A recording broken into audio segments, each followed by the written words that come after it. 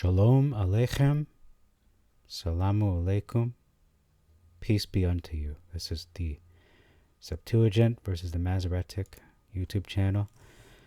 And today we're going to look at the book of Judges, chapter 3. I've titled this video, Othniel, Ehud, and Samegar. 31 verses in this chapter. And let's look at the significant differences here. So beginning in verse 2, it says here, for the sake, versus that, not a big difference. Only the men before them knew them not, versus at the least, such as before. So it's saying all the men before knew them not, versus a minimum number of men knew nothing thereof, did not know them. Okay, so there seems to be a little discrepancy there. Verse 3 is Lebanon versus Mount Lebanon. And then it says Laboemath versus entering in of Hamath. Let's move down to verse 8. This is a continuous difference in this book.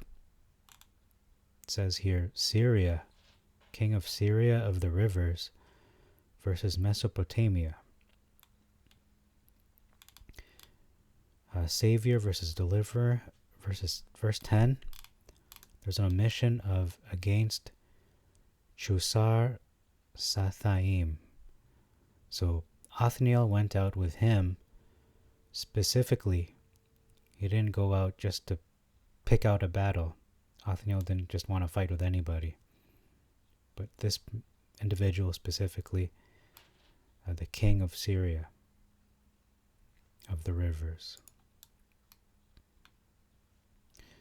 Verse 11, I note here that it was quiet, the land was quiet, versus it had rest. In any case, for 40 years, they had quiet or rest, which is similar to King Solomon. Verse 12, continued to do evil versus again. So they never stopped doing evil, or they resumed doing evil only after Othniel died, the judge Othniel, versus again, so they repeated doing evil.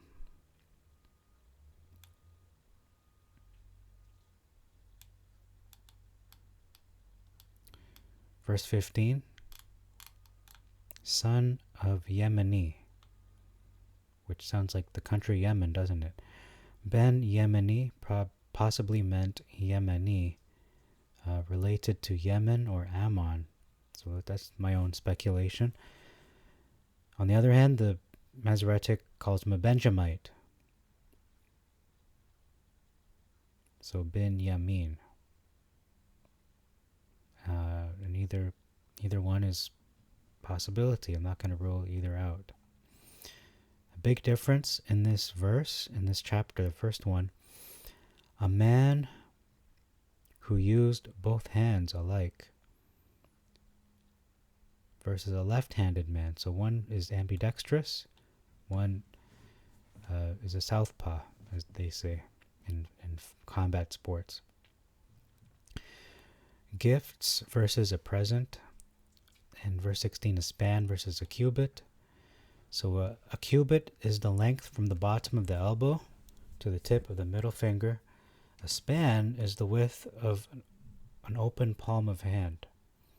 So the width of open palm of hand, either this way or that way. I'm guessing it's probably that way. Okay, so that's actually a significant difference. I'm going to call that a SD, maybe even a BD. Big difference. So this is a dagger, not a sword. What is being described here is being the length of a span or a cubit. So this would be an obstacle to movement if it were a cubit long. It makes more sense for it to be compact and easily concealable. We have cloak versus raiment, which is essentially his coat versus his clothing, the clothing on his skin, which is just raiment, vesture. Verse 17, a massive difference here. Why? It says, Eglon, king of Moab, was a very handsome man versus a very fat man. But I think as you read the narrative, it seems to be he is fat. Maybe he's both. Perhaps he's a handsome fat man. All who waited upon him versus that stood by him. Those who served him versus all who stood by him. So Eglon rose up, in verse 20, rose up from his throne near him, versus, and he arose out of his seat.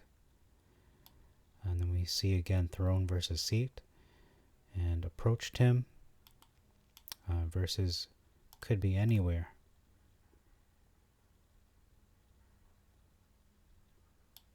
So it's Ehud who is approaching him. Okay, verse 21. So if he was very fat, then it would be harder to kill him. That's my presumption. Took the dagger off his right thigh. Again, if it was a cubit, it would be a little cumbersome to move that around. He might even stab himself or slice himself. And he plunged it into his belly. So if it was a cubit long, it probably might even go through him, perhaps. And then it says, there's an addition of, and the dirt came out. I think that's verse 22, okay. So verse 22, the dirt came out of his belly. I'm not sure what that means. And there's an omission in verse 23, and passed out. Ehud did, he passed out by the, I should say exited, not passing out as in losing consciousness. He passed by the appointed guards, so he escaped inauspiciously. So the guards did not suspect him as he made his way, as he looked for his exit strategy. Verse 24, a significant difference. It says, uncover his feet versus covers his feet. So this may be a custom, according to Ruth 3, verse 7, laying up the covering of his feet, as mentioned in Ruth, which we're going to get to after this book. This could have a sexual connotation, perhaps. I'm not saying this dogmatically. I'm saying this as a possibility. So that's all for that one. Verse 25, till they were ashamed.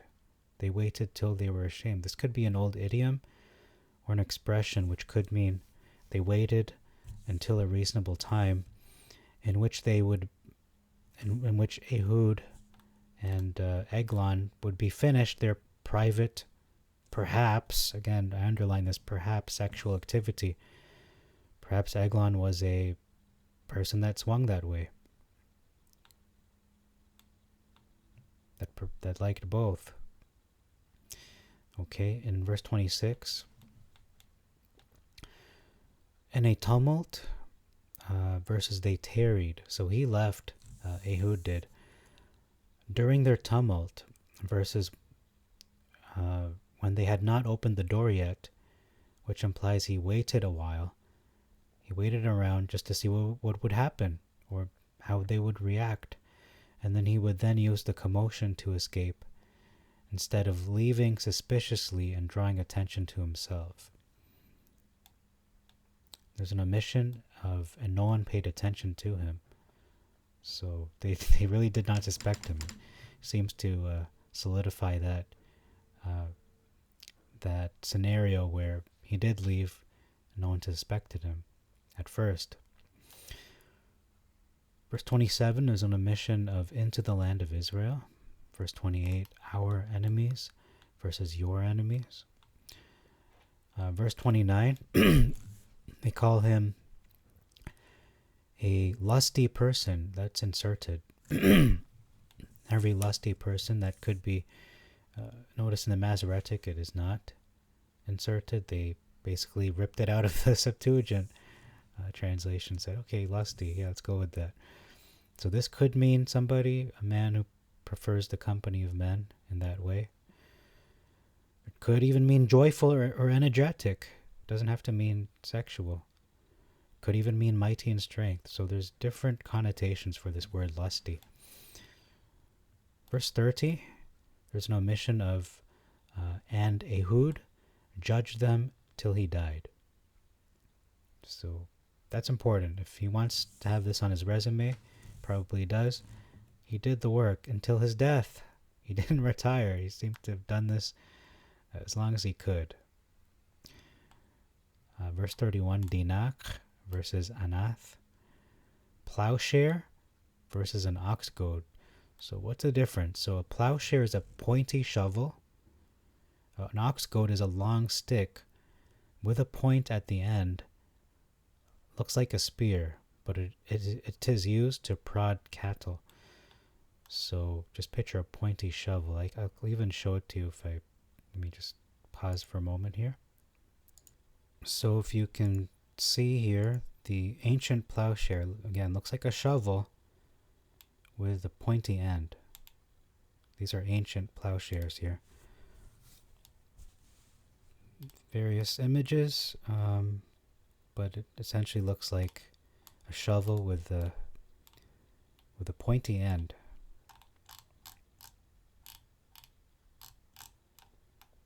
So this might be the best one here, the one from the Louis Museum. And then you have an ancient ox goad, which essentially looks like a spear. Different types of they all look like spears to me. But there seems to be a distinction because a plowshare has a shovel shape. So that's all for this video. Thank you very much for your time.